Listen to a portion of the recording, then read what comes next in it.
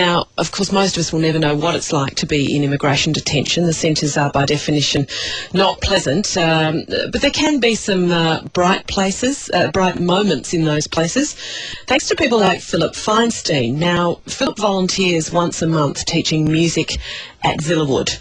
And over his time, he tells extraordinary stories about collecting dozens of instruments to be used by the detainees. He's now also hoping that what he's done at Villawood he can do for all of the other detention centres in Australia. And Philip is an extraordinary, incessant networker, so I'm sure he's more than capable of achieving that goal. I spoke to him last week about his campaign.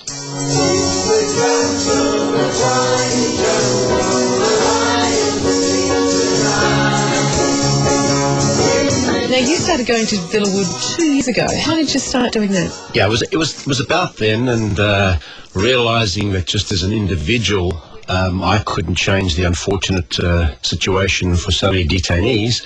I figured, well, as an individual, I can perhaps help because I've been teaching music and I've been teaching theatre or theatre sports. So I figured I had something to offer. Tell us about who you teach. I mean, you've got kids, you've got women, you've got men, you've got high security, you've got... How does that work? Well, when I go out to Villawood, which is once every 3 or 4 weeks, I do all my lessons in one day in 3 different sections. One of the sections is the family section where the kids are. That's where the whole thing first began. Then there's the ladies section, which is called Bansia. People from all over the world with some wonderful voices.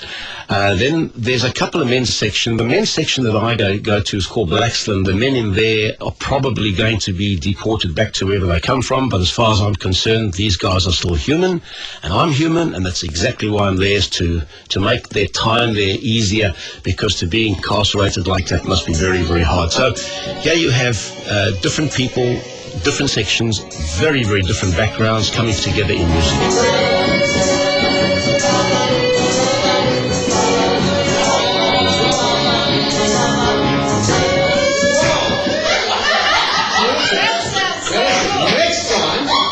Suddenly going to stop playing, but you're going to keep singing the piano. Wonderful stuff. The laughter is fantastic. Part of my function when I go out there is to try and make the event a fun, happy event because of the boredom in their life, and it sort of one bounces off the other. In fact, a classic example was one of the ladies, she's from Tonga. We were singing The Lion Sleeps Tonight, and she said, I've never sung before. My goodness, you wouldn't believe it. Tongan too. Yeah. Her voice was magnificent. Yeah. Well, the islanders, Tongan, Fijian, etc., they all have wonderful voices as well. And talking of voices, when I was in Blaxland the first time, there were 2 or 3 Fijian guys there. And I thought, I'm going to give them a surprise, because I lived in Fiji just for a short while many years ago, and there's a particular Fijian lullaby called Isale Lia. And when I started playing that, these guys, they just dropped their jaws. I mean, how can this white Westerner know a song like that?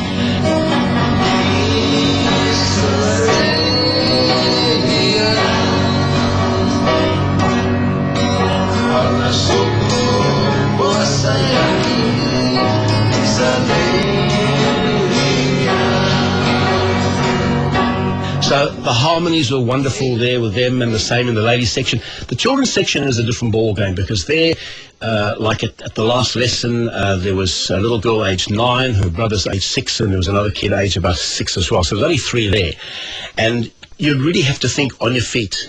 On the left-hand side of the 2, there's that note, that note. These are all the same. See?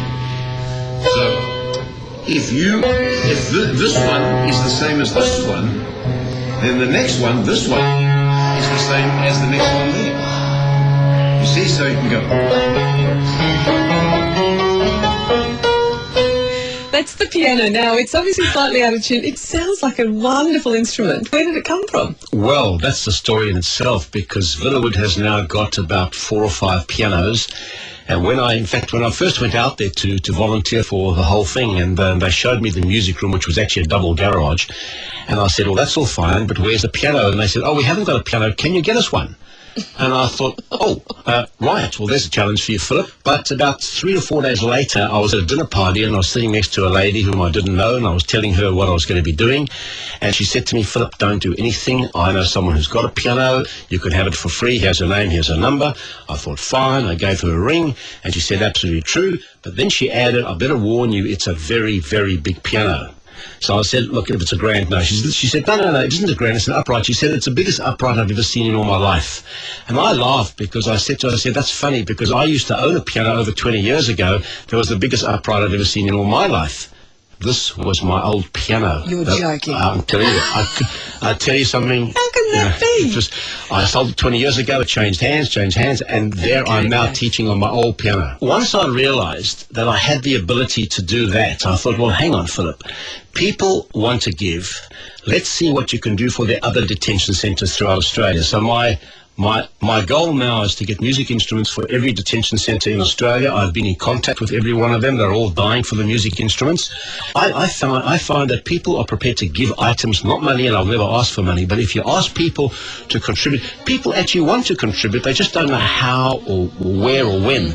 So, I knew it would work, and with my future plans, it's going to work again. Are we ready to get in the main section? Yeah. Are we all smiling? Yeah. 1, 2, 3, 4.